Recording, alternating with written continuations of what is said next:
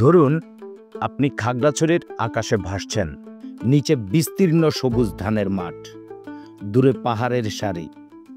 এটা যদি বাস্তব হতো কেমন হতো? আজকের ভিডিওতে আমরা জানব খাগড়াছড়িতে হট এয়ার বেলুন ট্যুরিজম চালু হলে কি হতে পারে। খাগড়াছড়ি পার্বত্য জেলা, চতুর্দিকে পাহাড় আর মাঝখানে বিশাল সমতল ভূমি। বিশেষ করে পানছড়ি উপজেলার দিকে বিস্তীর্ণ ধানক্ষেত, এমন অঞ্চল যেখানে hot air balloon take off ও ল্যান্ডিং একদম সহজ। এমন ভৌগোলিক গঠন পৃথিবীর নামী ট্যুরিস্ট স্পটের মতোই। তুরস্কের কাপাডোসিয়া, আফ্রিকার সেরেঙ্গেটি এবং মিশরের লাস্কর।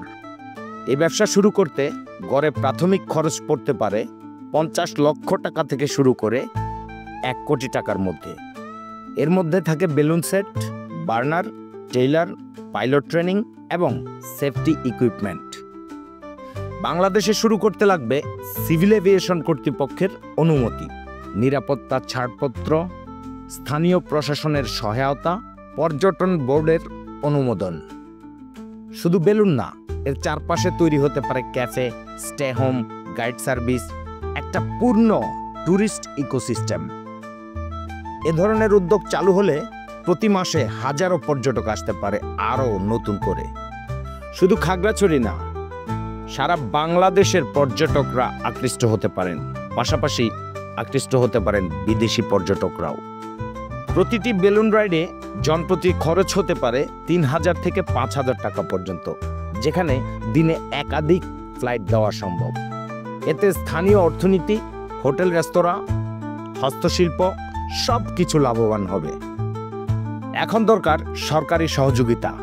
একটা পাইলট প্রজেক্ট চালু করে এই উদ্যোগকে বাস্তবে রূপ দেওয়া।